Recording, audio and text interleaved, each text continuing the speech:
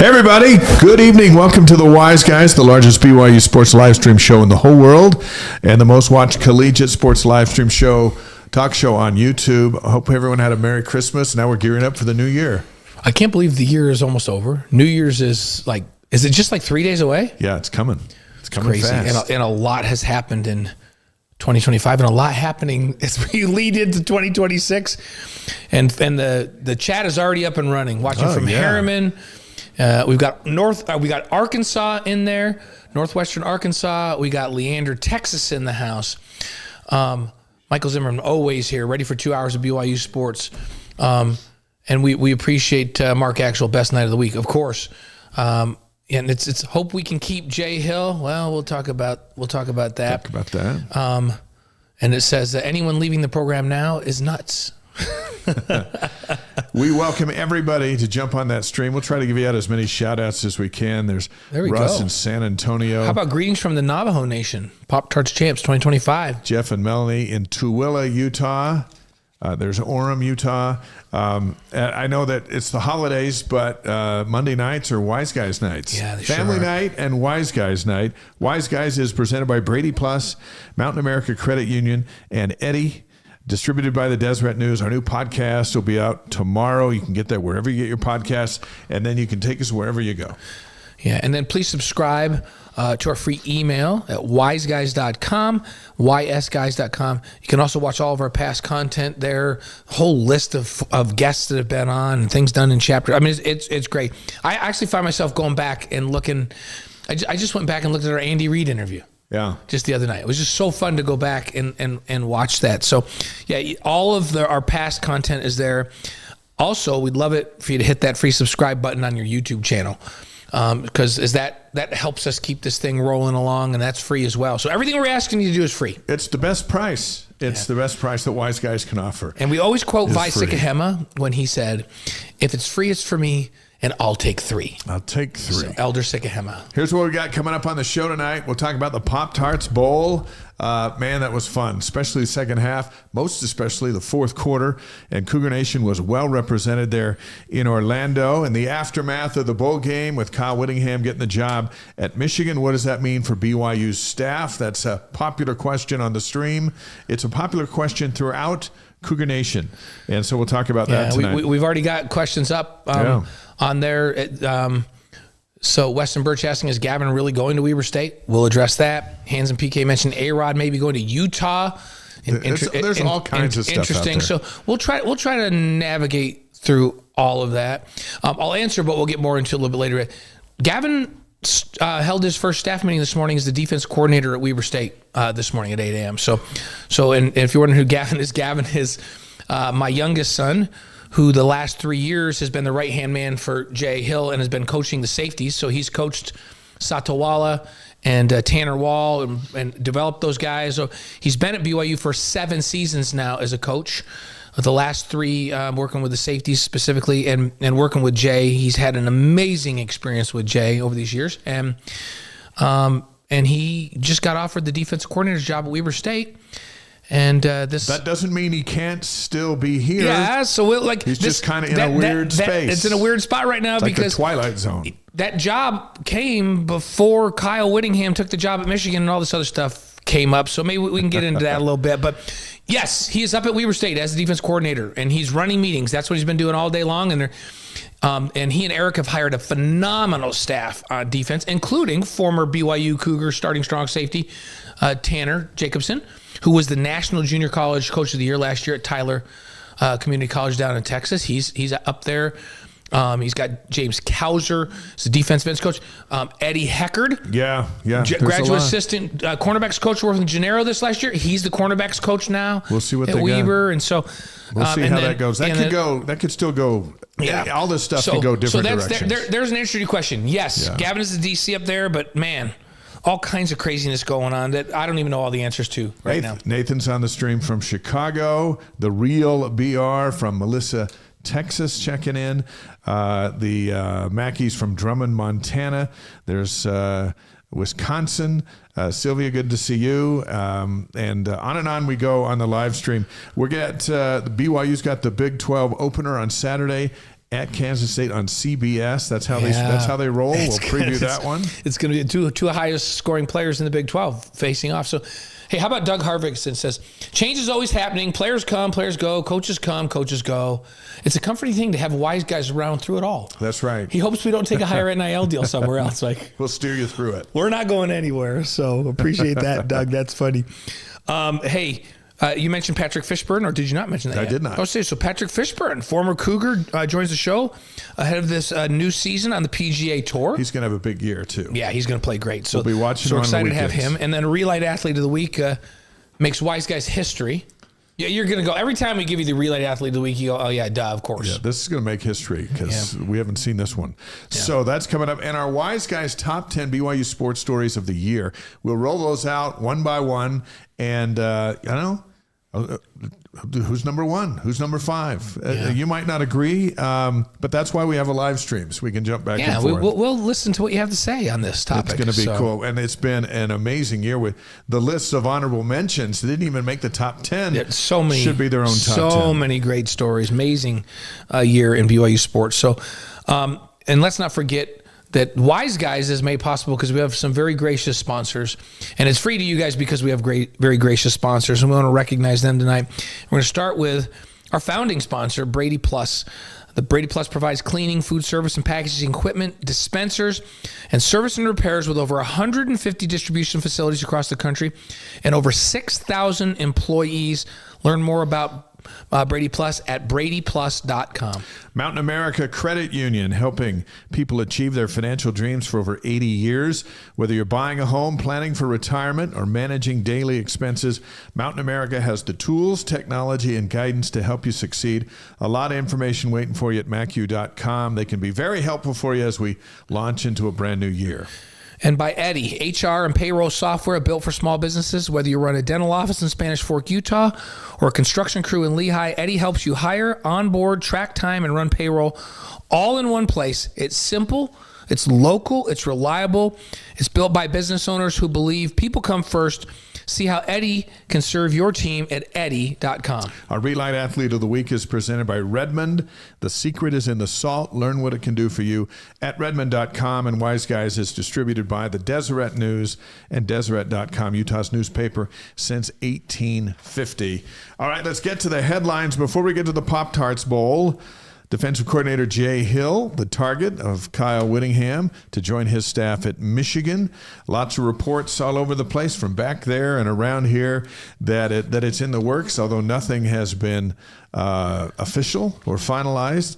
But that certainly has kicked things up as to what's next for the BYU defense. If Jay stays, if Jay goes, who goes with him? Who comes in, and that's what people are concerned about. And then let's be honest, and then everyone just starts throwing players' names in, like, oh, this guy's going to go, and this guy's going to go. You know what it does? It gets people worked up. And so, man, it all just goes right back to where it starts.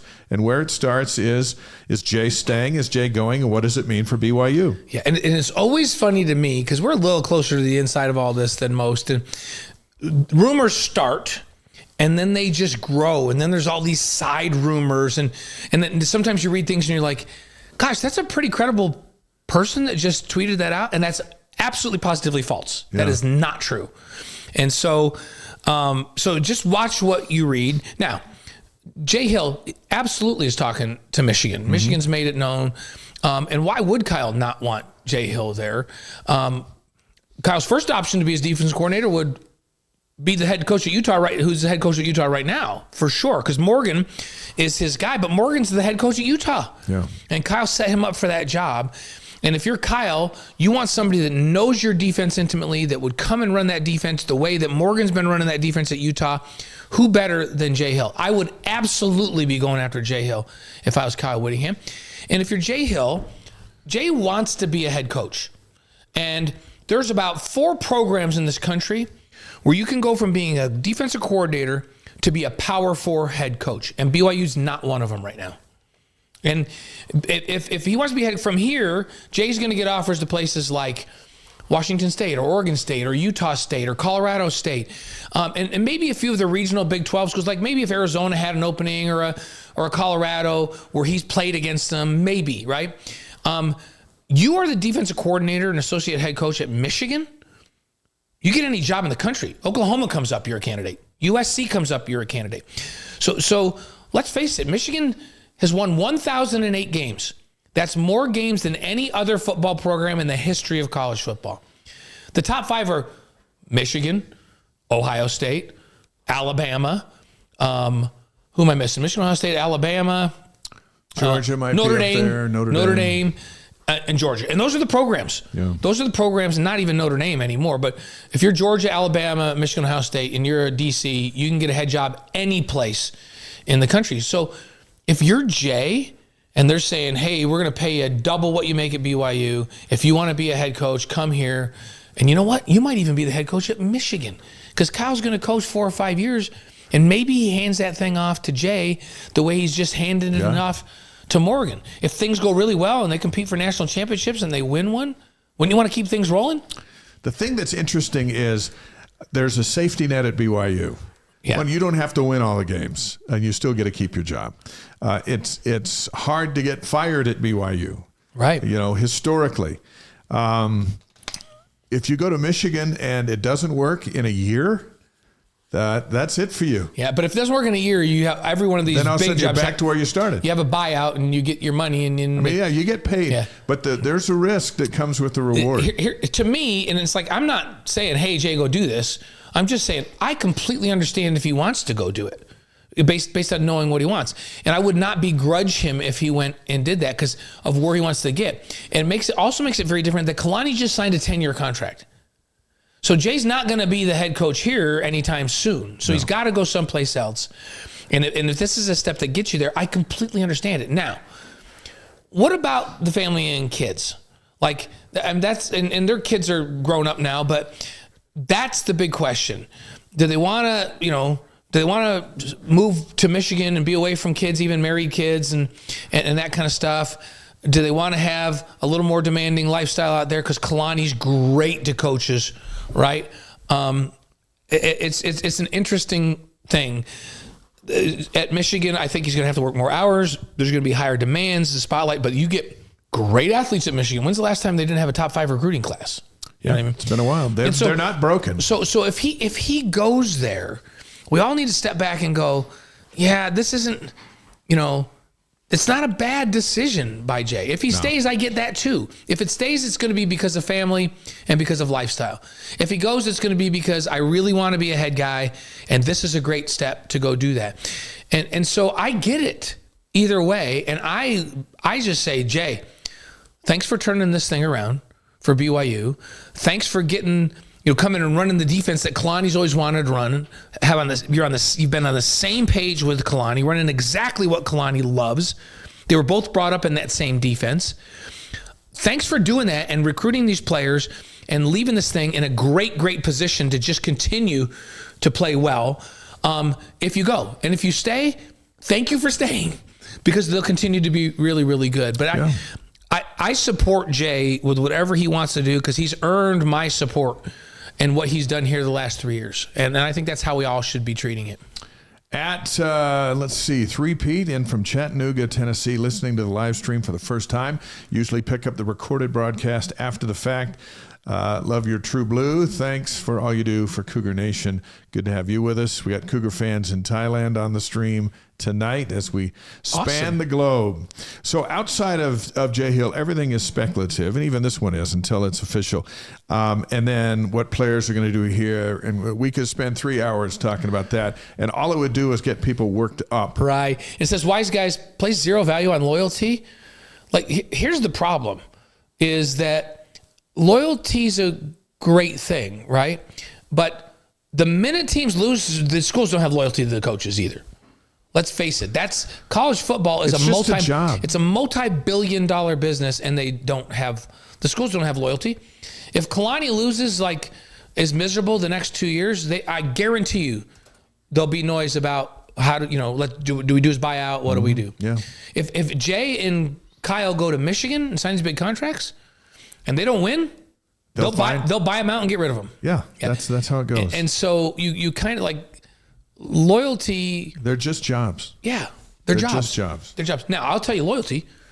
Kalani turned down $10 million a year to stay at BYU. Yeah. Now that's loyalty. That's loyalty. But he's loyal and he's also the head coach. But he's in the job he wants. Yeah. And Jay does not want to be the defensive coordinator at BYU forever. So he wants to progress in his career. And Kyle Whittingham didn't want to be retired. Kyle Whittingham did not say, so now he's at I Michigan. need to go be the Michigan guy. You want to talk about loyalty? Utah basically pushed him out, even though he says that they didn't. And he wasn't ready to be done. And he just said, you know what? I don't want to be the guy that overstays his welcome. It's Morgan's time. Let's let Morgan take this thing. And he said there were about 4 jobs out there that he would have taken. And when Michigan called, he's like, yes, heck yeah. Yeah. Let's go do this thing. We did find out today that Notre Dame head coach Marcus Freeman announced that he is going to stay with the Irish and turn down some pro offers. So we're going to see him. We will see him this fall. That's right. We're going to see him in Provo when he brings the Fighting Irish. So, the next couple of days are going to seem crazy, but I think the best thing to do is just let the dust settle. Yeah. And some players will leave. Some players will come in. BYU is 23-4 in the last 2 years. This is a team that's now built to contend, and contending teams get contending players. Yeah. And so we'll just kind of see what happens. But really, culture, the Jay Hill domino is the first thing. We talked about this last week. Culture keeps players, right? And so Kalani's created such a great culture here that players want to come play in a culture, right? And it doesn't, if Jay does go take this job, he may not take anybody with him. You may take a player, but Jay's not going to actively, I will say this about Jay, Jay's not going to go actively recruit players to come to Michigan. And Kyle even said this, if a player ports himself in the portal, they're recruitable. They'll go recruit him if they like him. But they're not going to go proactively say, hey, Folly Tau, why don't you come to Michigan with me? Jay doesn't do that. Jay wouldn't do that, right?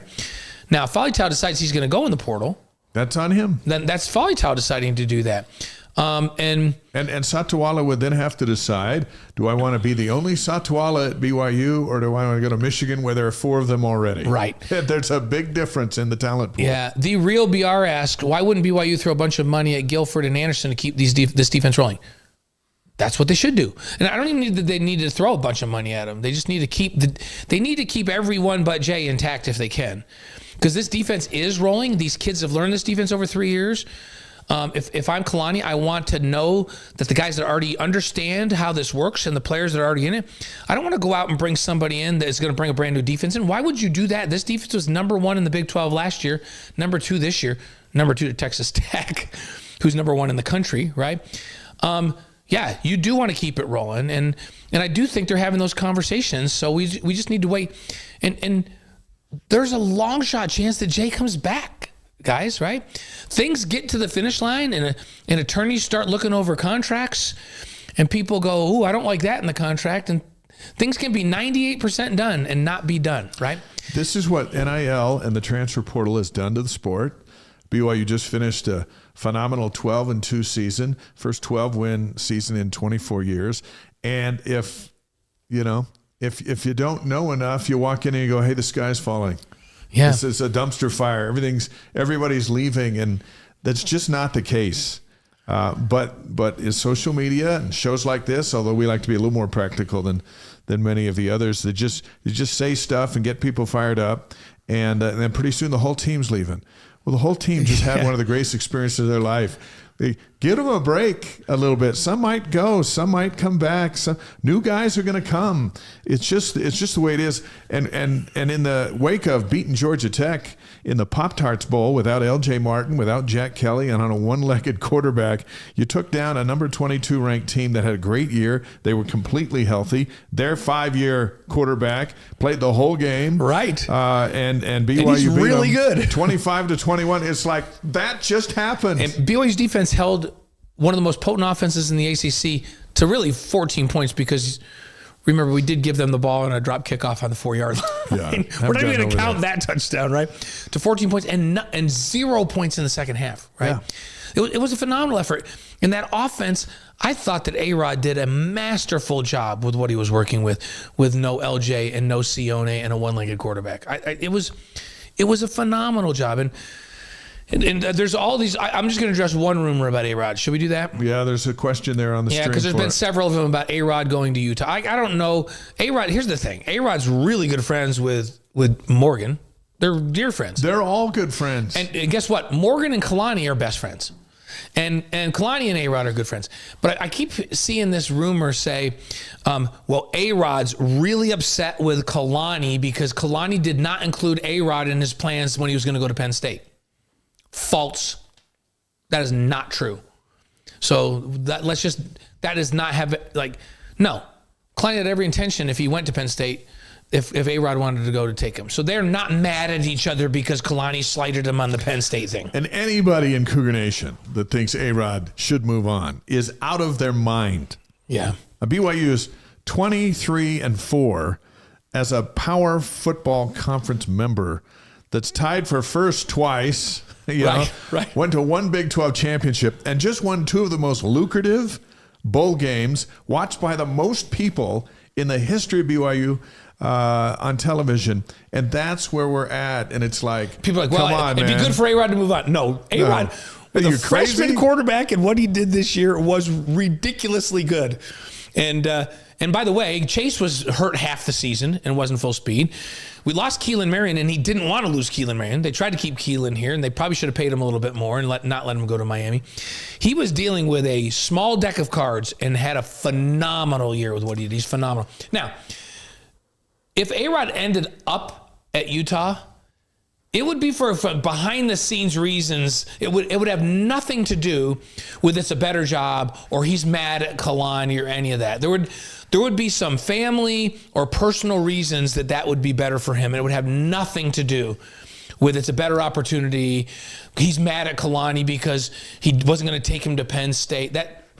That's just not what's gone on. Hey, look, A-Rod's got Bear Bachmeier coming back as a sophomore. Any offensive coordinator who wants to look like a genius has to have a great quarterback. And what we just saw Bear do as a freshman sets him up to be the potential to be a great quarterback, one of the greats at BYU as he moves along. And what offensive coordinator doesn't want a piece of that?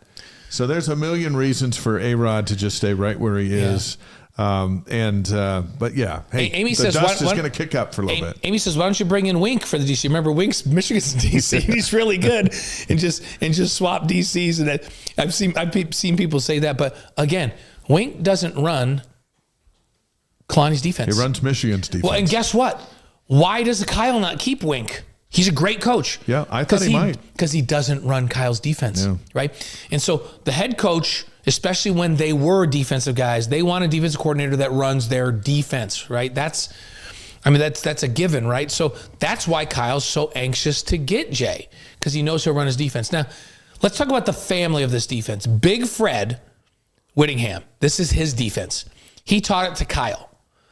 Kyle taught it to Gary Anderson, who's his DC. Gary Anderson was the DC and taught it to Jay, Morgan, and Kalani, right? So those three. So Kyle, to me, Fred is the grandpa of this defense. Kyle is the dad of this defense.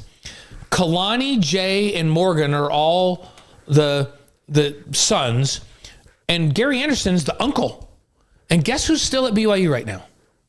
Gary Anderson. Uncle Gary. He's the one that taught these guys with Kyle this defense. They're all on the same page. They love the same concepts. They do the same things. It's all good. I'm telling you what. It's all good, guys. Next year's schedule is awesome. They get 7 home games. This is like the best time to be alive for a BYU fan. Yeah.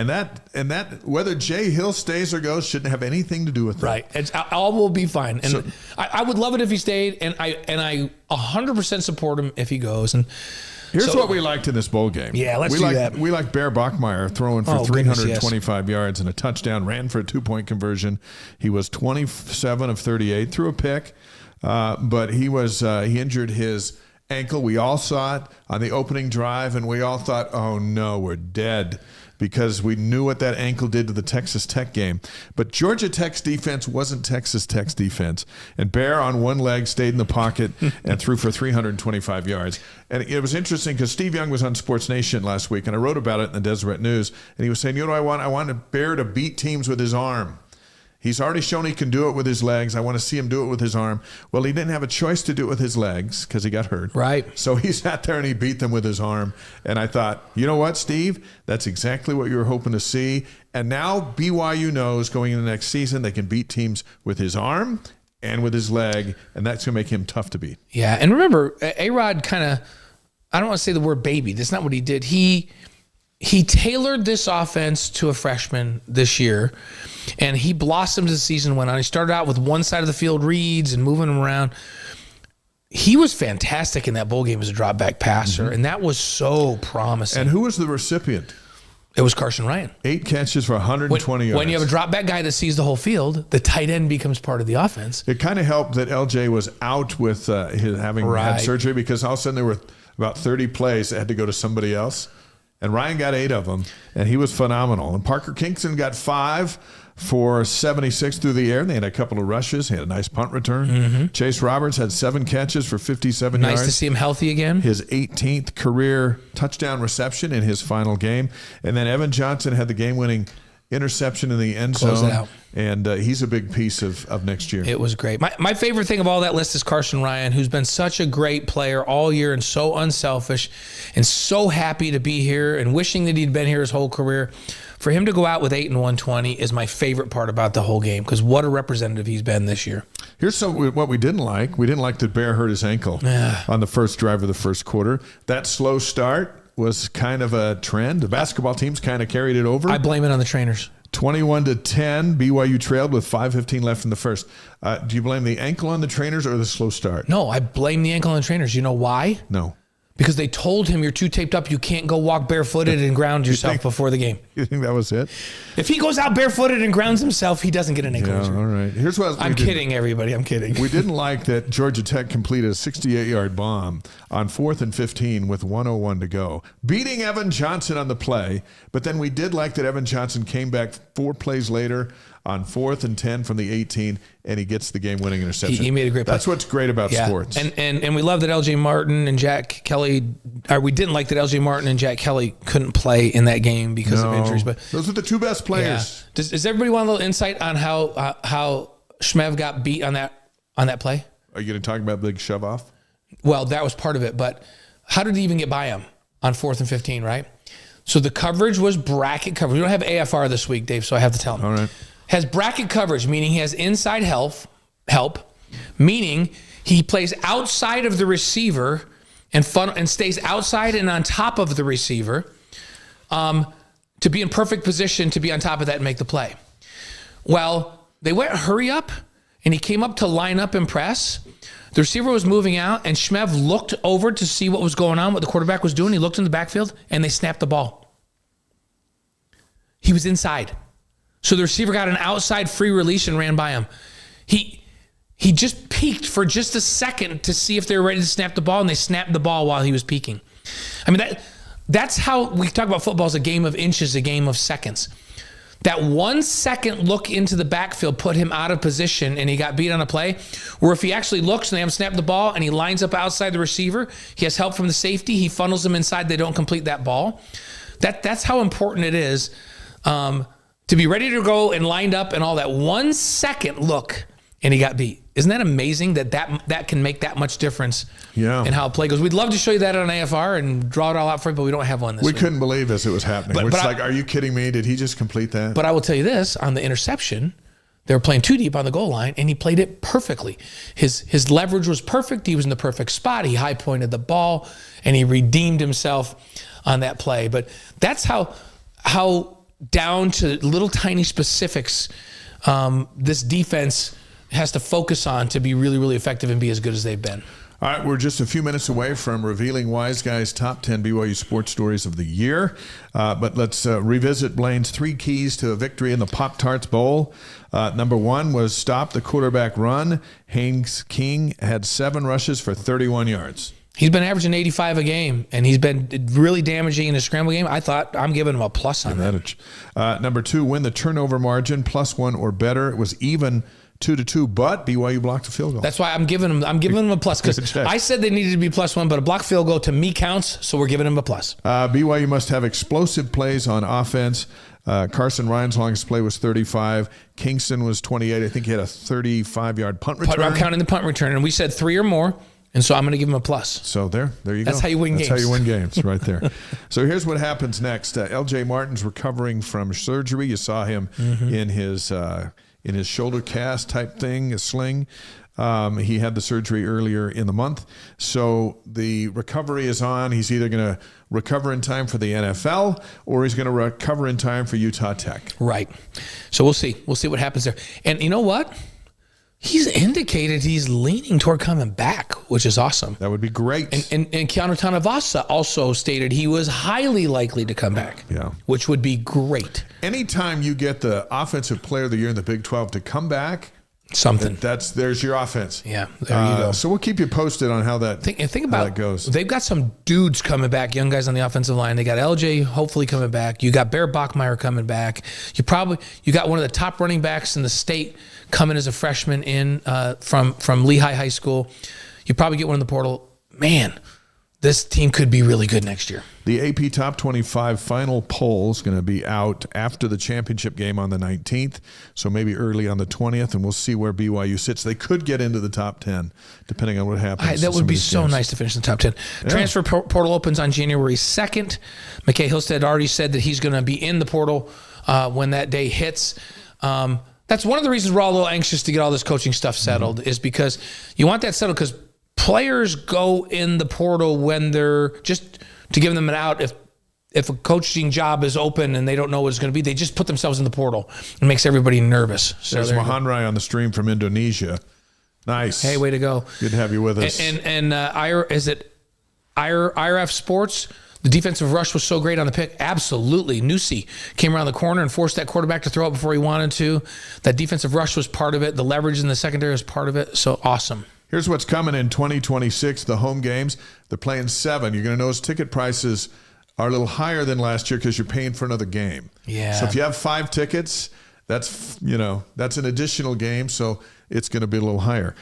So brace for that because we usually don't have 7 home games, but we got them. And they're Notre Dame, awesome. Arizona State, Iowa State, Arizona, Baylor, Cincinnati, and Utah Tech. That's a great home schedule. Is that the best home schedule in history? It's got to be right there. I can't think of a better home schedule ever. Notre Dame will be ranked. Arizona probably will be ranked. Arizona State could be ranked. New coaches at Iowa State, Cincinnati trying to figure it out. Utah Tech won't be ranked. Right. And then on the road, it's Colorado State, Utah, Kansas, TCU, and going back to Orlando for all the Coug fans in the South to play UCF. I think it's going to be great. Hey, and by the way, Joel Harris, don't worry. We have lapses too. He said, Blaine and Jim, I love your show. The format is awesome. It's like hanging with your buds, just talking about the coolest team in the land. Thank you and Happy New Year. We love that you think that. Then he goes back down. He goes, Blaine and Dave in all caps. Where did Jim come from? There's a lot of good Jims in the world. You know what? Sometimes nothing to be ashamed of. I got to tell you, sometimes, Joel, I just call him Jim too. I just do. And he answers to it. So don't worry about it, brother. So I saw today there's a new seating configuration for the football stadium for the Rock, where all the students go. They're putting them all in the north end zone in 2026. In the past, there have been some in the north by the band and there's some in the south end of the east stands. They're all shifting over to the end zone for next season. There you go. That'll allow them to jack up the price and sell some seats where the Rock used to be. So wait, so is it going to be all south end zone? All in the end zone. Yeah, but not in north end zone, right? All in the south. So that entire end zone is going to be completely students, which I think is awesome. Did I say north? It's south. Yeah, which I think is completely awesome. That Rock has an impact on games. It absolutely does. I can think of multiple games where there have been multiple false starts because of the Rock. It's awesome. So here we'll go through the bowl games in a little bit. We'll also announce our Re-Lyte Athlete of the Week and our campus notes brought to you by BYU Pathway Worldwide. Those are coming up. But let's dive, while the stream's hot, let's dive right into the Wise Guys Top 10 Sports Stories of 2025 for BYU. And as we go through the list, you can jump on the stream and say, hey, you guys are nuts. Or you can go, I might have had that a little higher or lower. That's why we're here. That's right. And then coming up here in just a little bit, Patrick Fishburn is going to join us live from Scottsdale, Arizona, as he gets ready for the PGA Tour. So we've thought about this list. We've massaged it. We went back and there might be, of all the things that happened, there might be something that you thought should have been on the list that wasn't. That's okay. And you know what? Something could happen in the next 3 days, and we might have to add something. Like if AJ in the opener against Kansas State goes 44, 15, and 15, we'll have to revise. We our might top revise 10. it. Like, if Jay ends up leaving or staying, that might come back. But this is as of today. As of today. So here we go. Let's start with number 10, and it has everything to do with our friend Tom Homo. Yeah. So Tom Homo retired in February as BYU's longtime athletic director. And you think about the time that Tom Homo has been here. He was the AD through independence and navigated that whole craziness and then took them into the Big 12 and negotiated those contracts. And now early on, BYU is contending in almost every sport. Yeah, it's phenomenal. In the Big 12. So we prepared him for that. BYU named Brian Santiago the new AD on May 14th. So the AD, the retiring of Tom, the movement of Brian into that role was our number 10 story in BYU sports for 2025. Here's number 9. BYU basketball routs Kansas 91-77 at the Marriott Center on February 16th. Richie Saunders had 22 points. Trevin Nell had 15. The largest margin of victory, 34 points ever against a ranked team. The third biggest defeat in Kansas basketball history, the most storied program in America, and Bill Self's largest loss in his 22 years as the Jayhawks head coach. All that went down at the Marriott Center in front of a frenzied crowd on February 16th. That is number 9. It was. Did we ever think that BYU would even play Kansas in the Marriott Center ever? No, never. Let alone drub them out of the building. It was quite a night. So number 8 is a big one. Jane Hedengren is the Big 12 Runner of the Year. Diljit Taylor is the Big 12 Coach of the Year. Jane wins the Big 12 individual title and finished second at the NCAA championships as a freshman. And not only that, she shattered records. Oh, yeah. All amazing. Along the way. She also was the Big 12 Newcomer of the Year, the Runner of the Year. No one in Big 12 history has won that in the same season, where they're the Rookie of the Year, Newcomer of the Year, and the Runner of the Year all in the same season. The Cougars were ranked number 1 all season until that final race where they finished this national run up to North Carolina State. Diljit was named the Big 12 Coach of the Year for the 3rd straight season, by the way. So what a season, and man, just great things to come in the coming years. Jane is going to she's already just killing and smashing records. She's just going to rewrite the entire record book. And what do you bet? We were talking about her winning medals in the Olympics here before it's all said and done. Yeah. And she'll be on the show with Coach Taylor next month. We look forward to that. Here comes number 7. BYU soccer wins their first Big 12 championship. They had an amazing run to finish the season, beat Utah 2-0 to qualify for the 8th and final spot for the Big 12 tournament. In that game, Peyton Collins tears her ACL, BYU's outstanding goalie. Chelsea Peterson comes in cold and replaces her, a former Ute going back out on the field and beating the Utes. Then they went to the tournament, defeated number 5 TCU in penalty kicks 4-3. They defeated number 23 Baylor 4-0. They beat Kansas 1-0 in the championship game. That put them in the NCAA tournament, where they beat Utah State in penalty kicks 7-6 in the first round. We had never seen anything like that. 11 rounds of penalty kicks. They beat UCLA 4-2 in penalty kicks in the second round of the tournament. Then they went to the Sweet 16 again and got beat by number 1 Stanford. Finished the season ranked number 20. We salute Jen Rockwood and the soccer program, that one of the youngest teams she's ever had. And how about that? That's number 7. I love it. And you think about, we're talking about all these guys coming back on offense for football. With what Jen has coming back next year, just wow, are they going to be good for the next couple of years? And I expect that we're going to see them in the next 2 years back in a College Cup in the Final Four. Yeah, and Southfield is it's like going to a rock concert. It's so when fun. the team's out there, you got to be there. I was there in person for that crazy penalty kick night. It was so intense. So our number 6 story of the year is Bear Bachmeier, who goes 12-2 in his first season as a BYU quarterback, just a freshman. He transfers from Stanford and wins the starting job during fall camp. Remember, he didn't make it over here for spring ball. He played spring ball at Stanford and transferred And over. Jake Retzlaff was the starting quarterback off an 11-2 season. And kind of a footnote into this story is Jake then transfers to Tulane. Right. Now it's an open competition, and in comes Bear. And he was remarkable from day one, and how quickly he learned it. A-Rod was just telling me he's never seen anybody learn, like this, right? So quickly. And he was amazing. He defeated Portland State 69-0 in his very first game. So he debuts with a 69-0, becoming the first true freshman to start a season opener in BYU history. Ever. Think about all the great quarterbacks that have played here. He defeated East Carolina in his Division I road debut, 34-13. He then goes on in his Big 12 road debut and beats Colorado, 24-21, in a game they come from behind. He beats the rival Utah, 24-21. Fantastic. Jumped over the Utes on one play and then dragged the whole team. Dragged them in. Dragged the whole team into the end zone. That's legendary.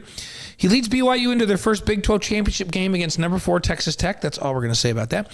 He led BYU into their first bowl game at the Pop-Tarts Bowl and threw for 325 yards to beat Georgia Tech 25-21. He was the Big 12 Rookie of the Year. He was the Pop-Tarts Bowl MVP. And he sets the BYU record for most touchdown runs by a quarterback in a single season. Not a freshman record. Quarterback record, period. Think Steve Young, Taysom Hill, Zach Wilson. They ran around. Yeah. He had 11. That's more than Steve, Taysom, or Zach. Wow. Number 6. That could have been higher, perhaps. Yeah, a lot of folks on the stream think it should be higher. It was. But wait until you hear the rest of the list. It was remarkable what he fantastic. Here's number 5 on our BYU Wise Guys Top 10 Stories of the Year. AJ Dybantsa debuts for BYU Basketball, the most prized recruit in BYU history, projected top pick in next year's NBA draft, scored 21 points in BYU's 71-66 victory against Villanova in the season opener at T-Mobile Arena in Las Vegas on TNT. Elevated the Cougars just by being here. Mm-hmm. Other big performances for AJ: 25 points in an 86-84 loss to number 3 UConn at the TD Gardens in Boston. 18 points in a 98-70 win against number 23 Wisconsin at the Delta Center. 28 points in BYU's 67-64 win against Clemson at Madison Square Garden. 35 points in BYU's 85-67 win against Abilene Christian. And 33 points, 10 rebounds, 10 assists against Eastern Washington in the game you and I called the other night, the first triple-double at BYU in 9 years. AJ is number 5 on the top stories. People are like, AJ's got to be 1 or 2. It's like, here's the thing, folks. Like, the reason he's not 1 yet is because his story's still unfolding. Yeah. When he takes BYU to the Final Four in the national championship game, it will be our number 1 story for 26. That's right. Okay? That's right. He's on his way, but he's number 5. Yeah, and Dan Mullen, the Eastern Washington coach who was big time at Gonzaga and Long Beach State, coached with the Olympic teams, who's been in the NBA, he told you and I in our meeting with him, anybody that's saying that AJ Dybantsa is not the number 1 pick in the draft is lying. He goes, he's Kobe Bryant 3 inches taller. Like, stop. He's the best player. He's going to be the number 1 draft pick. I thought that was awesome. So if he's number 5 on our list, what could possibly be 1 through 4? Let's go to number 4. Let's start with 4. BYU plays in the Big 12 championship game against Texas Tech. I realize they lost. But they got in it. But that's huge. They come in the first year and struggle. First year in the league. Second year, they fall short. They tie for the regular season championship, but don't make it to the Big 12 championship game. Now they take the step forward, and they're in there. They go 11-1, 8-1 in regular season, and qualify for the first Big 12 title game in just their 3rd year as a member of a power conference. That really is crazy that they are this good this fast. They scored on the opening drive on offense. They take a 7-0 lead. During that drive, Bear Bachmeier sprains his ankle and never really was the same for BYU. Texas Tech forced 4 turnovers in the second half. They won 34-7. It was just an avalanche. And you can't have a not mobile quarterback that's a freshman against the number 1 rush defense in the country. Let's go back to your first comment on the fact they were in the Big 12 championship game. And then you think back all the years of independence and then all the years in the Mountain West and the WAC where the champion was just hoping to be in a game of that magnitude. But it wasn't. It was a game in Vegas against Wyoming or whatever. Right. So now you're in the big leagues, and in your 3rd year, you're in the championship game with a true freshman quarterback. Yes. And you're playing Texas Tech, who has a chance to win the national title. They're ranked number 4 when you play them in the title game. But just the fact that you're there and where you're going from here makes that the number 4 story of the year. Yeah. It's that big. Yep. And everyone that didn't make the game this year, they've got that far to go to try to get there next year. Yeah. No. So Cam doesn't like what we're doing. He says AJ's too low and booed at number 4. He doesn't like number 4. K-Boy is saying, hey, the putback dunk by AJ with the reporter gasping in surprise is a highlight for me. I would agree that might be the play of the year. Yeah. That was nuts. Even Kevin Young was surprised by that one. But we're not doing plays of the year. No, we're not. We're doing Here's number 3 stories of the year. The third biggest Wise Guys BYU sports story of the year. And you might have forgot about it. BYU reaches the Sweet 16 last spring. Yeah. Defeated number 13 Wisconsin 91-89 to reach the third round of the NCAA tournament for the first time since Jimmer Mania in 2011. Richie Saunders led the way with 25 points. A week later, number 7 Alabama set a tournament record with 25 three-point shots to eliminate the Cougars 113-88. They made 25 threes. That's insane. Yeah. Kevin Young finishes his debut season with a 26-10 record. That trip to the Sweet 16 had much to do with the team they put together, even though they knew AJ was coming, and it had a lot to do with their top 10 ranking coming into the season, which means everything for teams that are ranked in the top 10, as BYU's hovered around 10 the whole season, at least up to this point, before they start the Big 12. But you get to the Sweet 16 for the first time since 2011, yeah. That's big. Yeah, if you haven't done something in 14 years and you have a brand new coach and a fairly new roster and you end up in the Sweet 16, now expectations are way higher this year because of AJ and all the folks that they've gotten with Richie back, who's first team all Big 12 and all of that, right? And part of that had to do with where did they go? Oh, they went to the Sweet 16 and now they've added these pieces? Yeah, and so now if they don't get to the Sweet 16, or in fact, if they're not in the Elite 8, I think all of us are going to be disappointed. But that was huge, and it was a milestone, not just a milestone, but a stepping stone to what is in store for us here in 2026 with this team in the spring. So, number 2, BYU beats Georgia Tech 25-21 in the Pop-Tarts Bowl. Evan Johnson seals the game with an interception in the end zone with 14 seconds left. The Cougars outscore Tech 15-0 in the second half. Bears named the MVP, throws for 325 yards and a touchdown. And the most important part about that is that gets BYU to 12 wins, a 12-2 record. That's the most since 2001, and it's only the 5th in history for BYU 12-win season. So you can say, oh, the Pop-Tarts Bowl, they were in the CFP. 12 wins in the ridiculous history of this program does not happen very often. No. There's 1980, 1984, 1996, 2001, and this season. And you know something? All of those teams had Davey O'Brien finalist or Davey O'Brien winning or first round draft pick quarterback. Senior quarterbacks. Senior quarterbacks. We're talking about Jim McMahon. We're talking about Robbie Bosco. We're talking about Steve Sarkisian. Like Brandon Doman, who was drafted by the Niners. It's like, and you had a freshman quarterback and you just won 12 games. And I'm telling you, none of those quarterbacks played in a Power 4 conference against that many Power 4 opponents. And the only losses this season were both to the team ranked number 4 in the country right now. That's why that's the number 2. And so much to do with college sports is, what did you just do? Right? And so now they have a chance to be in the top 10 in the final poll. At least it'll be at least 12. Worst is 11th in my opinion. And so then you're 11. That springboards you into to next year. And so, it was Georgia Tech. It was the Pop-Tarts Bowl. It wasn't the college football playoff. But we'll wait and see the TV ratings for that one. It's going to be huge because it was on ABC and it was a nail-biter. And it was exciting. And Cougar fans were well represented at that game. We all heard you on TV. It was awesome to finish the year in style, to bounce back from the Texas Tech game, beat Georgia Tech. Now we would cheer for Texas Tech to go run the table. Go win the national championship. They're the only team that beat BYU this year. Here's the thing. If Texas Tech, let's just dream here. If they win the national championship, then where's BYU ranked at the end of the year? Do they move up like 4 spots? They should. They should. If they end up 12-2 and their only 2 losses are to the national champion, then they got to put them up to 8 or 7 at that point, or I'm gonna have I don't know what I'm gonna do. And if you finish 8 you're going to be in the top 10 to start next year. Hey, K-Boy says, beating the Utes is always number one for me. And we get that. That's the emotional top 10. But guess what, K-Boy? That's what we do now. We beat the Utes. Yeah. It's 3 straight. It's like, hey, didn't make the list. And so, and Cam agrees on our number 2. We like that, right? Here's the number 1 story of the year, according to the wise guys for BYU Sports.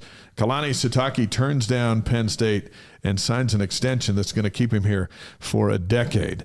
The Nittany Lions tried to get him. They almost did get him, but Sitake said no, signed the extension. Reportedly, it will provide greater financial support for his staff and players.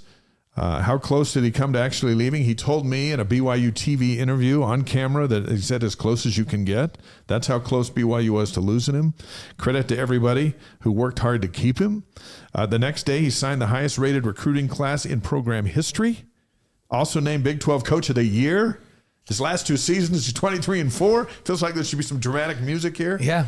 Is there any bigger character on campus representing BYU? In fact, Shane Reese, the school president, said he's the face of BYU around the country. It's Kalani Sitake. And have you ever met a coach or somebody in football anywhere in the country that when they asked about Kalani Sitake, don't go, oh, I love that guy. He does it the right way. I respect him. He's one of the greatest individuals in this sport. Nobody doesn't like Kalani Sitake, and he is a great representative of the university. And he's going to continue to do great things. This is 4 of the last 5 seasons they've had double-digit wins. And the one where they were 5-7. There were some close games, but that was their first year in Power 4 football. And they just kind of learned from that season. And he has established a culture of winning and sustainability, and I think it's just the start for BYU. So that's our top 10 BYU sports stories of the year. And now let's should we do the honorable mentions? Yeah. So let's answer this. Why is, I don't know what it says. Why is Gamora? Says, I think that's so much more financial support Avengers. for his staff that JL is going to leave for more money. JL's not leaving for more money. He'll get more money, but that's not why he's leaving. The money is not in play here. He's leaving if he leaves. Like I said, even if it's 98% done, there's the last 2%. If things don't get signed, he could come back. But let's assume that he leaves.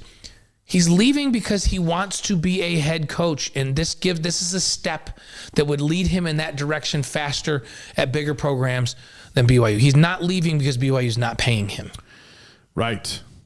Okay. Let's do our honorable mentions. Yeah, let's do some honorable mentions. And some of them you've already mentioned. These are just kind of random. Like BYU beats Utah 24-21, 3rd consecutive rivalry game. The battleship's back to Salt Lake City next fall. So we do agree with you. That is, anytime BYU beats Utah, it's noteworthy. And BYU the game score was closer than the game. BYU kind of beat the crap out of them this year. Yeah. So. And they did, and they've been doing that. Yeah. A BYU volleyball star, Suli Davis, named Big 12 Freshman of the Year, made the Big 12 All-Rookie team and the first team All-Big 12. And then after the season, she decided to transfer to SMU. BYU parted ways with head coach Heather Olmstead, who was phenomenal for, 14 seasons. And they've hired Rob Nielsen, who we'll have on the show. And they've got big plans for Rob Nielsen, former Cougar volleyball star. So Suli Davis headlining our honorable mentions in volleyball. Yeah, I love it. And Wise comes back and says, Jay Hill was a head coach before becoming DC. It's about money or prestige.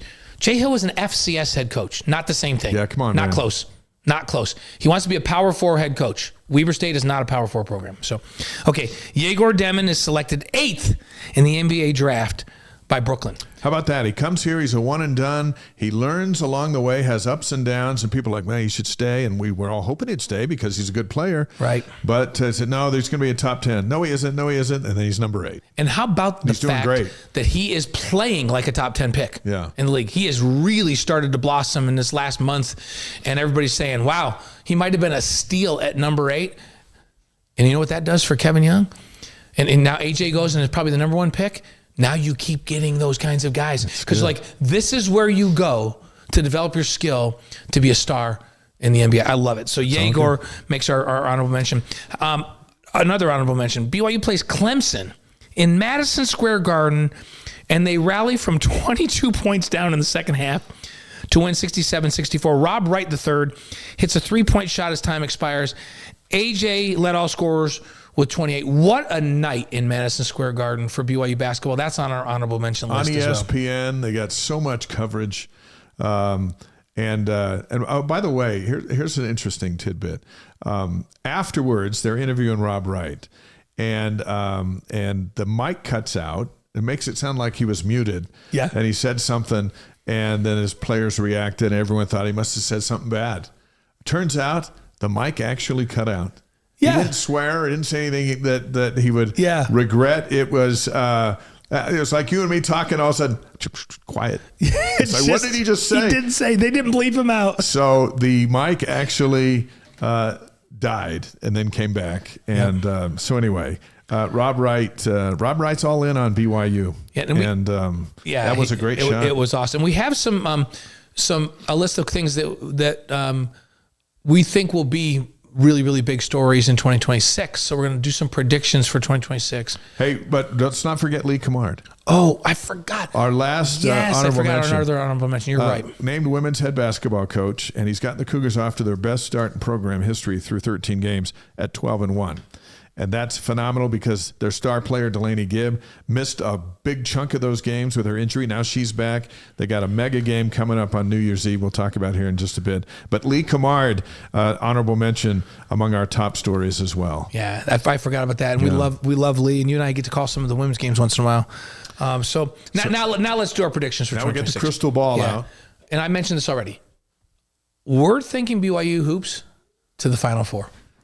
That doesn't feel like a stretch, No, does it doesn't seem crazy. I say it, and I waited to see if I said it, and I felt crazy about it, and I don't actually feel like I'm crazy. It feels good. And they just added the big kid to give him a little more muscle coming in off the bench. And we'll see if Beto settles in and finds his role. But and if a couple of those three-point shooters now, Maras and Kostic can dial in. They keep shooting like they've been shooting it lately. And AJ does his thing, and Richie does his thing, and Rob Wright stays healthy and does his thing. And now you got a backup big that can come in and pound just like Kaba can and be a rim protector. I think there's a chance. So you're telling me? Yeah, I'm telling you there's a chance. They got a Final Four roster in the starting five. And if they add if those guys come along to make a difference, and then they continue to gel through this Big 12 gauntlet that's coming up. Final Four. We also are going to project that AJ will be the number one pick in the NBA draft, and that's a lot of pundits are jumping on board. And there's still a few out there that have the Kansas guy up a little bit, or there's like 6 phenomenal freshmen that are doing great things. But we got AJ going number one. It just seems like a no-brainer. If the draft were tomorrow, he'd be number one. Yeah, and we were feeling that. And then when you and I met with Dan Mullen, who's been at that level, and he said anybody that says he's not is out of their mind. I'm like, okay, he's going to be number one. Yeah. So there you go. So maybe that's not quite a stretch of a prediction. Next one. BYU, with what they've got coming back, wins the Big 12 championship game and plays in the college football playoff next year. That means they've got to beat Texas. They got to get there. Yeah. And they got to beat Texas Tech. We like the way the schedule lays out. It looks like Texas, they're going to lose that 5-year starter at quarterback, but it looks like Sorsby's going to come from Cincinnati and be their quarterback. Let's hope he goes to the NFL. Yeah, we'll see. But they don't play Texas Tech during the regular season. But those 2 great linebackers are going to go get drafted. Yeah. Texas Tech has the best linebacking core in college football, and 2 of those guys are getting drafted. I like that pick. Yeah. Big 12 champions, runners up this year. Yep. Tied for first place, missed out on the tiebreaker last year.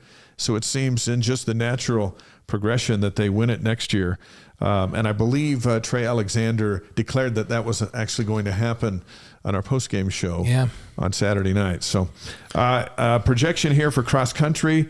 This will shock the world. National championships for the team and for Jane Hedegren herself. And she took second this year in her first, and BYU took second this year. They're going to be tough to beat. They were number one all year until the finals. They should be number one again. Well, Jane's going to be even better, right? She's just getting started. And then you know what else we're going to predict? This is a little bit going out there. Men's golf is going to win an NCAA championship for the first time since the 80s, right? Men's golf NCAA championship in 2026. What do you think? I like it.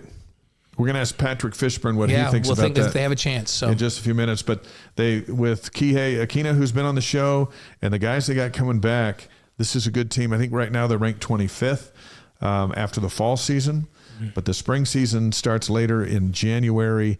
And, golf is, we watch it every week on the PGA Tour. You got to get hot. You got to have a hot week, but you got to get in first. So you have a good year, you get to the regionals, you qualify, and then BYU, if they can get to that point, you look at their roster and you go, why can't they win it? Yeah. So that would be fun. And we remember that, that happened long, long ago back in, it was early night. Was it 1980, 81? I can't remember. It was a long time ago. 1980. I believe it was 81 with Carl Tucker as the head coach. Yep, with Carl. That's right. I was his paper boy. Yeah, I played golf with Carl a few times. I love him. He thought Riverside Country Club was heaven. Yeah. And now that he's in heaven, he knows that it's not. But down here is pretty close. I'm certain there's a course just like Riverside in heaven. And there's going to be football in heaven. I think we all know this, except for there won't be injuries and stuff. You think it'll just be the game? There'll be the game and there won't be injuries. No one will be stealing signals? Nope. Nobody will do that kind of craziness. There won't be a transfer portal because you're going to stay in heaven. Do you think there'll be like a snap count to try and draw people off sides? No, because that would be deception. Yeah, that would be deception. Right. You don't need officials. There wouldn't be anyone grabbing the face. No, people call their own penalties. So now we put it out. I don't know. Maybe it won't be up there. We think it. Yeah. What would football in heaven look like? Like a game of patty cake. All right, so those are our projections, and those are our top 10 stories. Before we get to Patrick Fishburn, let's do our Cougarboard question of the week. If you're not familiar with Cougarboard, it's the largest online community of BYU fans, thousands of posts every day. This question comes from T. Haas, one of their insider subscribers, and of course the posts are a lot to do with football, with the elephant in the room being the potential loss of Jay Hill to Michigan. What are you hearing about replacement coaches, the process to get them in place soon so that we can retain players? That is the question. Yeah, and so we've addressed it a little bit throughout the show, and that is you have a whole staff of people on defense that know this defense well because they've been with Jay for 3 years, and it's Kalani's defense. This defense is Kyle Whittingham's defense. It's Gary Anderson's defense. It's Kalani's and Jay's and Morgan Scalley's defense. That's the defense. It's all the same concepts, right? They have the same beliefs and same concepts. And when I say it's Gary Anderson's, people forget Gary Anderson has been there hand in hand with Jay. And so I think it is important to retain a guy and keep Gary Anderson on that staff. These other coaches all buy in. The players have been in the system for 3 years. They know how this thing works. I think there can be continuity with what they're doing, and you don't go fix something that's not broken. You perpetuate something that's been going extremely well, and that's, I think, the strategy that Kalani wants to go with here. And so, yeah, you miss Jay because he got such a great gut feel for play calling, but so does Gary Anderson. And, Kelly Papinga's been a coordinator before. It's like there are people. Gennaro is a great defensive coach. There are good people on this staff that have been running this defense side by side. Jay has left a great legacy of how it's supposed to be done and how you're supposed to approach practice and the way you're supposed to do things. And I think you keep this relatively intact and you got a chance to just keep rolling. That's the Cougarboard question of the week. By the way, Joel on the stream says, ha, ha, ha, ha, no transfer portal in heaven. Look, who are you going to transfer? You going to transfer to hell? You can't do that. Nobody wants to transfer to the other team when you're in heaven, right? No, football might be tough to land up there. Yeah. Once you take all that stuff under consideration. Our guest tonight's in Scottsdale, Arizona to gear up for the new season on the PGA Tour, which begins January 15th at the Sony Open in Honolulu. Our pleasure to welcome former Cougar star Patrick Fishburn to the Wise Guys. Patrick, how are you tonight? Yeah, doing great. How are you guys doing? Can you hear me all right? Yeah, we can hear you just fine. Patrick. There you are. Right. We just said that we think Coach Carl Tucker, he think there was definitely a Riverside Golf Club in heaven for Carl to play. Do you believe that golf is in heaven? We think it is. Do you think that there's golf in heaven? I think Carl's up there playing. I think Lavelle's up there driving his golf cart right next to the green. I think for sure. I have to tell you, Patrick, not long before Lavelle passed away, I was actually playing golf with him at Riverside. And I didn't know that they had given him special rules because of he had cancer in his heel and had an operation. Right. And so he couldn't walk around. And everybody at the club was just like, Lavelle has to be able to play golf. So we're going to give him a special exception. For sure. He can drive his cart right up to the green. And so I'm riding with him in the cart. And we get to one, and he literally drives up the tires like right on the fringe of the green. And I go, Coach, what are you doing? And he just looks at me and goes, Blaine, don't worry about it. It's like, okay, if Coach says don't worry about it, I'm not going to worry about it. I love that you knew that he could do that, Patrick. Yeah, That's I awesome. think if you got the stadium named after you, can drive the golf cart wherever you want. I think you're probably right. I love that. I think you're probably right. Hey, with 3 young kids, describe what Christmas morning was like for the Fishburns. This is the best time of life right now. I got the 4-year-old, I've got a 3-year-old, and a 6-month-old boy. It is prime time for Christmas. They were so fired up. We the morning started pretty early, but we were pretty tired when it was time to shut her down. But they had such a great time. They stayed up till midnight, which is late for the youngsters. Yeah, that is late. So, what's the nicest thing you did for Madison during the week? Oh, that's a great question. I did get her a treadmill. She's been kind of wanting that for a long time. So we've got a treadmill going up there now. I don't think she's used it yet. But yeah. Listen, hopefully that worked out. You never know. Giving gifts to your wife, you never know how things work out. That's so true. That's like that's not the equivalent of giving your wife a vacuum, is it? No, treadmill. Treadmill's way better than a vacuum. Come on. Yeah, that worked out. Plus, it will work for me. So it's one of those gifts where kind of a dual purpose. Sure. How vital of a role does she play in holding everything together while you're off trying to make a living playing golf? For sure. You got to have a stable home life. I'm gone at least 30 full weeks out of the year. And so you need a strong wife that's home. She's very independent. She takes care of basically all the details of life. And I get to focus on trying to get the golf ball in the hole, which is really the only way to do it. If you've got distractions, if you got, things like that, the game's so hard already, you can't have any other distractions. So she does a tremendous job getting those boys. It's a lot of work. They got a lot of energy. They're very active, but she does a tremendous job. Awesome. Hey, the new PGA season starts January 15th at the Sony Open in Honolulu. You finished 6th in that tournament last season. Something about that course that you like, and how eager are you to get back out there and play? Yeah, I'm fired up. It's kind of one of those things. When you're on the road, you kind of wish you're home, and when you're home, you kind of want to get back on the road playing again. So I've been on the sidelines for about a month and a half now. So I'm kind of anxious to get back going. The Sony's, it's a great track. I had the lead after 36 holes. Really a golf course I love. It's always very windy. It doesn't really, you don't have to play a certain style, but you got to be able to hit different shots. You got to be able to work the ball both ways, high, low. You got to be able to play in the wind. I love playing in the wind. And I feel like that golf course kind of taps into the creative side of golf. You kind of throw the numbers out the window and you just have to create shots. And that's why I love that place. It plays very firm, very fast. And it's always fun to kick off the year in Hawaii. You can't beat that. So when we tune into that one, I love that you gave us that little insight, because when we tune into it and the wind's blowing, we're not going to go, oh, crap, the wind's blowing. We're going to go, oh, good.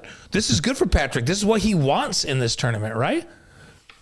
I get in trouble when I'm 150 yards in the middle of fairway and it's dead calm in Palm Springs or in Scottsdale, Arizona, where there's lots of different options. I do a lot better where I've pretty much grown up playing in the trees. So when you're in the trees, you got a small target to get it out of there. And so that's on a windy day. That's kind of what it feels like. There's only one shot that you can hit. You got to carve it against the wind to hit the right number. You got to have the right trajectory to hit it on the PGA Tour, all the greens, there's different quadrants that you're trying to hit it on, and they're small little tables. And so on a windy day, that skill set is just magnified. And I think that's one of my strengths. And last year, if you look at my results, and even the year before, the places that were super windy are the places that I did well at. So I need to figure out the calm days. But luckily, we kind of have more windy days than calm.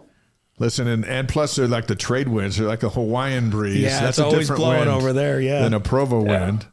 PGA golfer and former Cougar Patrick Fishburn on the Wise Guys, presented by Brady Plus, Eddie, and Mountain America Credit Union. Last year you played in 30 tournaments, including your first major at the PGA Championships. As we're watching you on the weekends, and we'll see you on CBS and Golf Channel and all that stuff this year, it looks so much fun on television to be a professional golfer. But what is it really like? Well, I mean, just barely playing the RSM. That was every week's very stressful. Before the round, you're you don't doubt in your abilities, but there's a level of anxiety and nervousness. And, at the RSM, my job was kind of on the line. I needed to finish.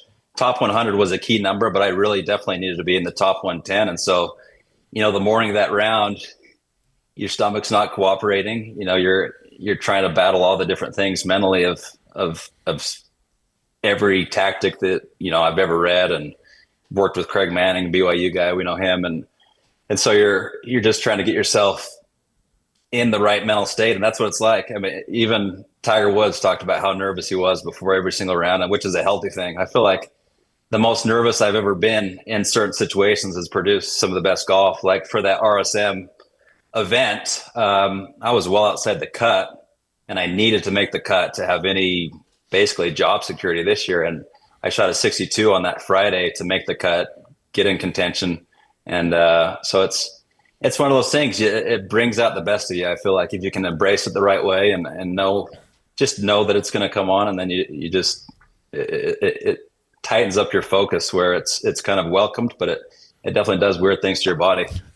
Yeah. How different is it when you're playing to support your family, to keep your job, as opposed to like when Dave and I go out and hack it around Riverside and the only bet on it is who's going to get lunch at the turn? I mean, the level of competition is so stinking good, and it's there's less full cards available, and so you have to be dialed in. You got to be dialed in physically, mentally, emotionally, spiritually, all those different things just to have a chance. And so it's great. That's why I love it, though. I mean, I get to play a game for a living, which is what I've dreamt about since I was 8 years old. So there's not a luckier person in the world, but it's just so much fun. It's fun to kind of have that adrenaline, be in the mix. There's nothing better than being in the hunt to win on the weekend on the PGA Tour. It's why you practice, why you play the game. That's as good as it gets, for sure. What kind of things do you do to fight through the grind of a long golf season? Yeah, you just got to learn to practice efficiently. You got to learn to make every ball count when you're hitting, because a lot of the time, in the middle of summer, we play in some really humid, hot areas. You're walking every round of golf, you're walking about 8 miles a day at least. Like Quail Hollow was unbelievable. My caddy, I think he walked he's got the Apple Watch that would track. He was like 14 miles on that golf course. And so you're really trying to pace yourself throughout the season and learn to practice efficiently, which I think has helped me, go from college to, the kind of work your way up from the Korn Ferry to the PGA is adjusting my practice schedules, learning how to get the most out of each day and the most out of each shot. But yeah, it's still golf. It's not a football game. So we don't need to pretend like we're superstar athletes, but sometimes a church mission can feel like a grind, just like the tour can feel like a grind. As you look back on your 2 years in Tennessee as a missionary for the Church of Jesus Christ of Latter-day Saints, what did you learn then that might be helping you now as a professional golfer?